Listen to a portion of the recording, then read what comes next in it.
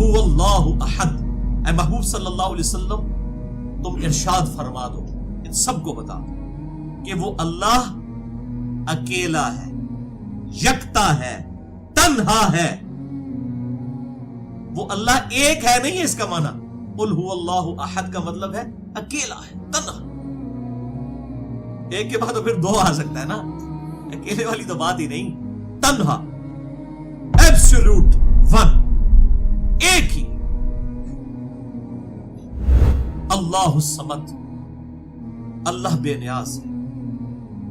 صمد عربی زبان میں کہتے ہیں جنگ کے دوران جس بڑے پہاڑ کی پناہ لی جاتی تھی اسے کہا جاتا تھا صمد، یعنی وہ اپنی پیٹھ کے پیچھے پہاڑ رکھا جاتا تھا تاکہ پیچھے سے دشمن حملہ نہ کرے، تو یہ اس کو کہا جاتا تھا صمد۔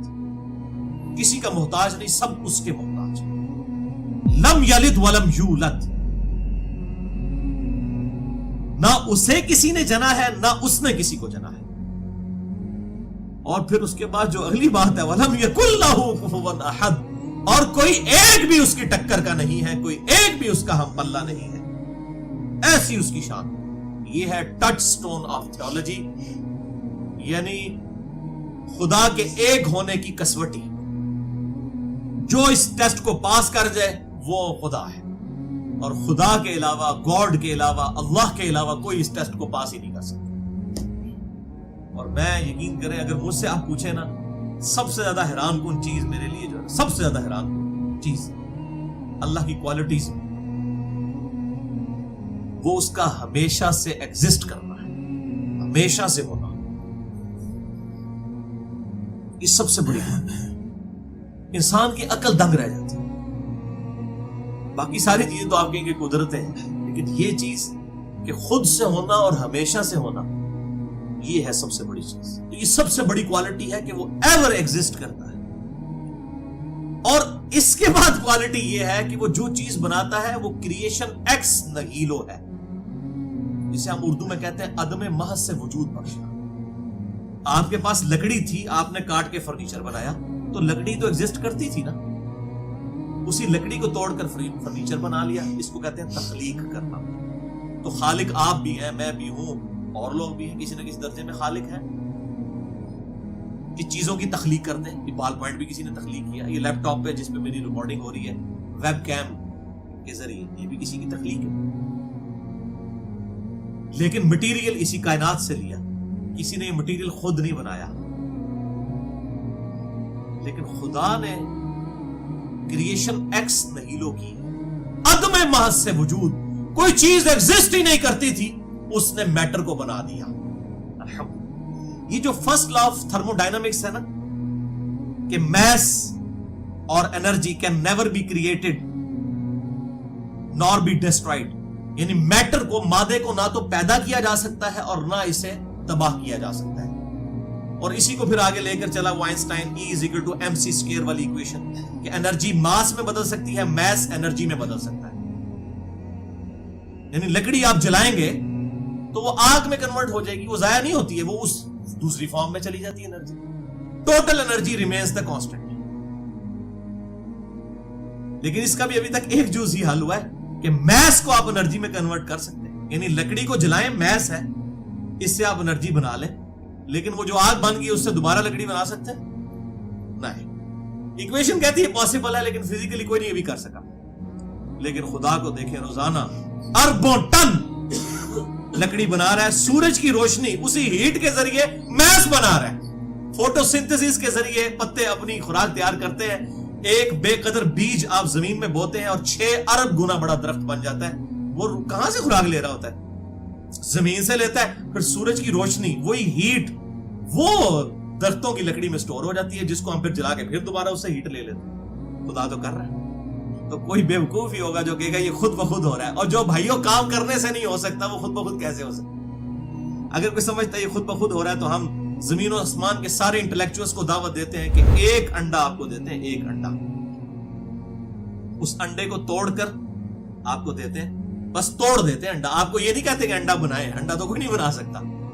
اسی لیے بیولوجی کا لا فائنل ہو چکا ہے کہ جو لیونگ تھنگس ہیں یہ نان لیونگ تھنگس سے بن ہی نہیں سکتی۔ انڈا جو ہے مرغی نہیں دینا ہے, آپ نہیں انڈا بنا سکتے. ہاں اب اس انڈے کو آپ مشین کے اندر رکھیں, مرغی کے نیچے رکھیں, اسی میں سے چوزا نکلے گا. لیکن اگر انڈا توڑ کے آپ کو لیسدار مادہ دے دیا جائے ایک پلیٹ میں ڈال کے, توڑ کے انڈا, اور پھر سارے انٹلیکچوئلز کو دعوت دی جائے کہ اس لیسدار مادے سے ہی چوزا بنتا ہے نا, اور تم کہتے ہو خود بخود بنتا ہے, تو آؤ اس میں سے ایک چوزا بنا کے بتاؤ. سب ہاتھ اٹھا, زمین و آسمان کی ساری مخلوقات, سارے جن, سارے فرشتے, سارے انسان, سارے سائنٹسٹ مل کے چوزے کی ایک چونچ نہیں کوئی بنا سکتے. اور آپ دیکھیں روزانہ اربوں خربوں چوزے مرغیوں کے نکل رہے ہیں, چیلوں کے, کبوتروں کے, اور کیا ان کے اندر پورا سسٹم ہے, ان کے پروں کی ایروفائل سٹرکچر ہے, ان کے اندر پورا ایک دل کا نظام, سارا معاملات, کھانا پینا شروع کر دیتے ہیں, ہاضمے کا سسٹم شروع ہو جاتا ہے. اور ہمیں لوگ کہتے ہیں یہ انڈے سے چوزا خود بخود نکلتا ہے. ہم کہتے ہیں بھائیو اگر خود بخود جو کام ہو سکتا ہے پھر کرنے سے تو بڑی آسانی سے ہو سکتا ہے جو خود بخود ہو جاتا ہے, تو آؤ پھر ایک انڈے کے لیسدار مادے میں سے ہمیں چوزا بنا کے بتا دو.